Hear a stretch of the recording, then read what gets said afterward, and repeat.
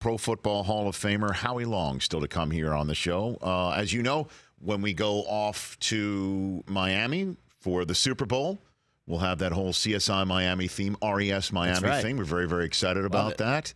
Also, as you know, when we have all our guests stop by once in a while, we will turn our attention to the end of the year awards on the NFL honors, and that means it's time to start setting the table on that. The FedEx Air and FedEx Ground Air and Player of the Year nominees are out, and the man to help us walk through all of that, as well as get us set for a little bit more football this weekend, is a longtime friend and a good friend of the program, three-time Pro Bowl quarterback Carson Palmer. How are you, Carson? Rich, I'm great. How are you? I am doing better for talking to you. Doing better. Where do we start? Let's start, I guess, with these nominees. Let's just jump right into it. How does, despite Mahomes and Wilson being on this list, how does Lamar not win this one when we were all expecting to be MVP, Carson? I mean, how does he not win both? I mean, he had such a great year on the ground, too. He had almost as good of a year as some of the ground nominees. That's yeah, I mean, I mean, Russell Wilson's year has been unbelievable. Patrick Mahomes was hurt for, essentially 2.5 games and still was spectacular statistically. So, that's what's so great about it is it's voted on and awarded by the fans to the winner. So it's so important for the fans to vote, and they can vote by logging on to the NFL Twitter page or at NFL.com/FedEx. Patrick Mahomes won it. I feel like he won it last year in Week 7. I mean, he just ripped off a 50-touchdown year, 5,000-plus yards. It was amazing. This year it wasn't, as dramatic, especially with the injury. But what Lamar did through the air and on the ground, it was just a spectacular year for Lamar and the Baltimore Ravens. Yeah, you make a good point. I think they just, the folks at FedEx and the NFL just want to give Derrick Henry, Nick Chubb, and Christian McCaffrey their due and not put Lamar in the running category either. That's a fabulous grouping of three players. McCaffrey, though, joining my buddy Marshall Faulk and Roger Craig, is the only 1,000 rusher and receiver running backs in the same season. That's a pretty hefty number to try and compete with, despite what Henry was able to do with Nick Chubb go down to the last game of the year for the rushing title. Well, and what Christian did it with, too, was, he had a head coach get fired in December. He had, 2 offensive coordinators. He had Cam Newton, Will Grier, Allen, 2 rookie quarterbacks. What he did it with is truly amazing. Without a real number one threat outside, you have to worry about it, receiver, where every defense just focused on him. And I think back to my second last year in Arizona, David Johnson was so close to getting 1,000. We went into the L.A. Coliseum to play against the Rams in Week 17. I think David had 1,000 or 1,100 yards rushing. He had 940 yards receiving, and we went in with a game plan to get him the ball, to get him that 1,000 yards receiving. And he ends up hurting his knee with 3 minutes left in the first quarter and didn't get it. So I saw firsthand how difficult it is. It happened right in front of my eyes, and we were forcing him the ball and trying to get him 1,000. And I saw how just difficult it is week in, week out, touching the ball that many times, taking those hits. And for Christian to do it with two different head coaches, multiple coordinators, multiple quarterbacks, it was truly just a fantastic year by him. Yeah, it sure was. Do you know, Carson, how many career rushing yards you had? I feel like you've maybe asked me that before, and I've been hit in the head so many times that my short-term memory is just not that good. Nope. I'm going to say around 100. No, over 15 years. That's not come bad. on now. No. You were a tremendous slouch. You weren't just a regular slouch. Don't worry. You were a tremendous slouch. 474 career rushing yards on 301 totes, Carson, though. We'll do the math for you. That's a .63 yards per carry in your career. Not too shabby for a half a Canadian kid from Southern California. So, do you remember what your longest run was? Do you remember that one? I remember my longest run in college. I ripped off a 50-yarder against UCLA in the Rose Bowl, but it was because they were playing prevent defense. Yeah, I was going to throw a Hail Mary, and I just decided not to throw it because I didn't want to throw the pick. and I ended up having the longest run of my career. But I don't remember my longest run. According to this, it's Pro Football Reference, so they get everything right. You ripped off a 16-yarder as a 37-year-old in your second to last year in the National Football League. Okay. I was probably, 6 to 7 miles an hour if you were to have a gun on me. Maybe 8. Oh, man. Carson Palmer here on the Rich Eisen Show. You are a perfect guest to try and, I guess, solve the Jameis Winston riddle here, Carson, because the Bruce Arians offense usually does lead to a high rate of interceptions for the quarterback in his first year in that system. You threw a career-high 22 of them back in 2013 for Arians, and we saw this year Jameis had the 30 for 30 that you don't want to have. What is it about the Arians offense, Carson?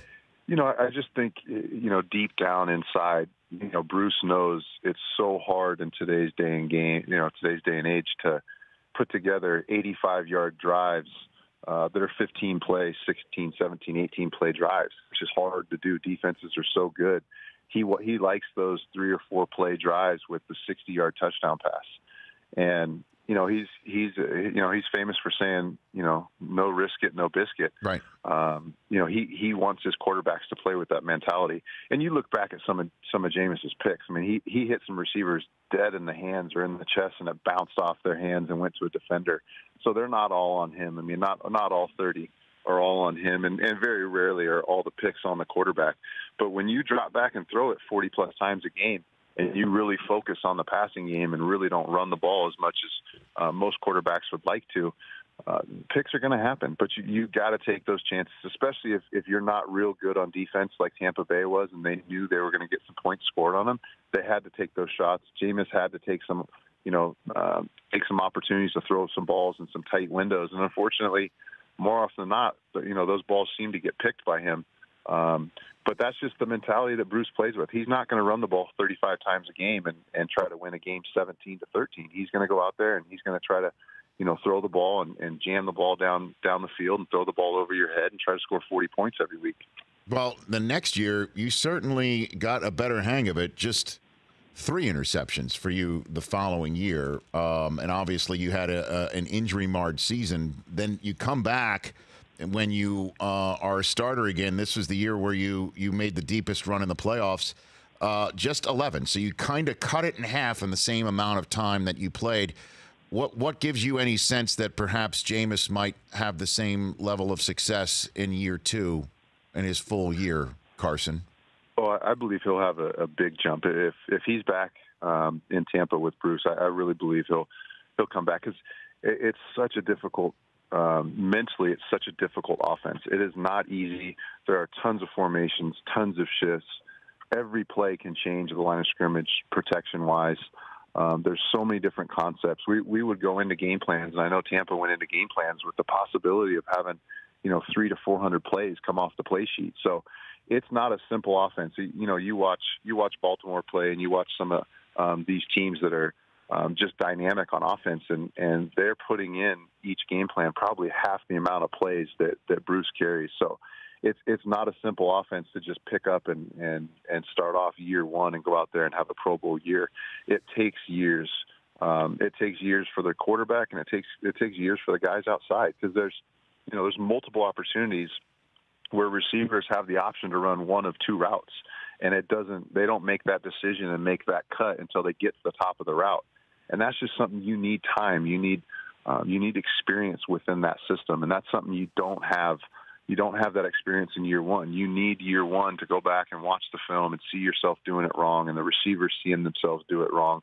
And then year 2, really things start to click, and that chemistry starts to develop, and that trust and that confidence in the offense starts to develop. So if Jameis is back in Tampa, I would expect year 2 to be a massive year for him. Well, again, the first pair of Pro Bowl teammates in Evans and Godwin since Anquan Bolden and Larry Fitzgerald in 2009 for the Arizona Cardinals team that went to the Super Bowl before you arrived there. That said, you also need a thick skin, Carson. I mean, with Arians, after the game in which the season ended on a pick six to give Jameis the 30th interception of the season, Arians, when asked about Winston, says you look at it and there's so much good and so much outright terrible. I mean, like literally he puts everything on the table like that. What was the difficult part of that process for you and Bruce when you were together? Well, that's nothing. I mean, what he said to the open media is nothing compared to what he probably said to Jameis and the things he said to me over the years. I mean, the guy with the beat button would be holding that thing down for a duration of the conversation, probably. So, yeah, I mean, thick skin is something every quarterback needs to have. Extra thick skin is something every Bruce Arians quarterback needs to have, because the stuff he says to media is rated G compared to the stuff he says to your face on the sideline and after the game and in the locker room throughout the week.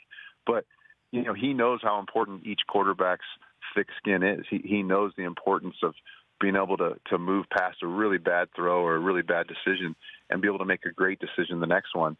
So it starts in OTAs. It goes through training camp, obviously throughout the season.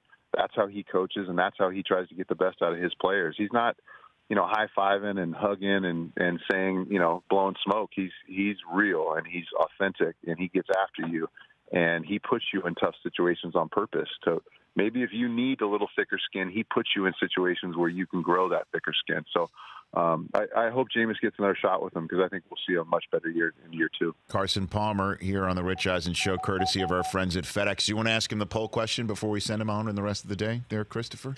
Yeah, Carson, which quarterback under the most pressure this weekend, divisional round weekend? Lamar Jackson, Deshaun Watson, Kirk Cousins, Jimmy Garoppolo.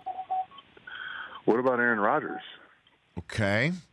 What's your thoughts on that, then, if you want to go off the board? Under the most pressure. Why is that? With the way things went down with Mike McCarthy, with the way things started off with his new coach in Green Bay, there's been shots taken kind of by everybody that he doesn't win enough, that he's not really the greatest or one of the greatest because he doesn't win enough. I just feel like this is such a big year and such a big postseason, maybe the biggest postseason of his career, including the year he won the Super Bowl. No kidding. I just feel like he's got the most pressure on him because he's got a higher seed. He's at home. He's Aaron Rodgers. Everybody's touted him as being one of the greatest ever.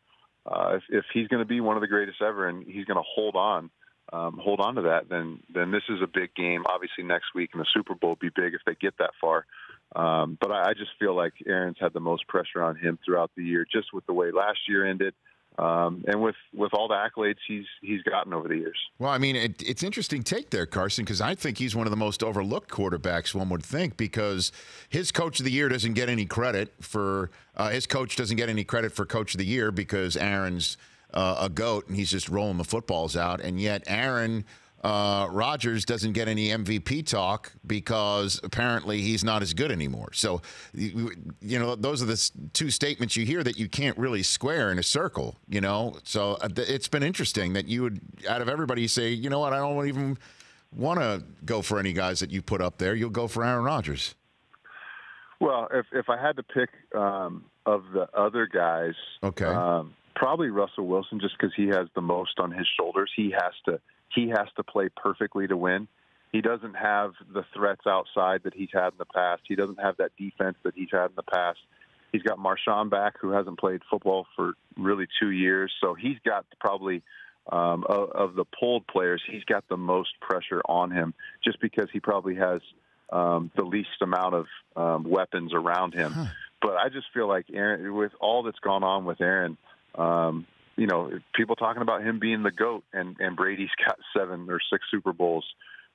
He's got a lot to prove, and I think he's definitely feeling it. I think he's very excited about this opportunity, but I think he realizes that if he's one and done this year in the playoffs, there's going to be a lot of repercussions that are going to be heading his way this offseason. Well, you just put the pressure on Chris Brockman and the rest of our production staff here because Russell wasn't a choice on that poll question either. I'm a terrible listener. No, maybe we have to redo our poll question. We came up with 4 guys that you thought.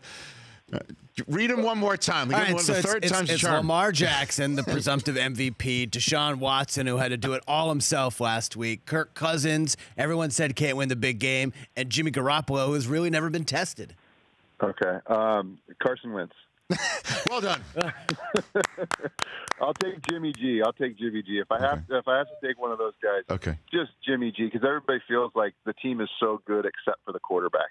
And he's got to prove everybody wrong that the team is so good because of the quarterback. Okay, Carson. Well done, sir. FedEx Air and FedEx Ground Player of the Year nominees are out. Go and check them out at NFL.com/FedEx. Voting is open. You can vote all the way up until the Thursday before the Super Bowl, and the winners will be announced at NFL Honors in Miami on Saturday, February 1st. And then FedEx is going to make a donation totaling up to $40,000 to the USO in the name of both the winning quarterback and running back. Thank you, Carson Palmer. Appreciate the time, man.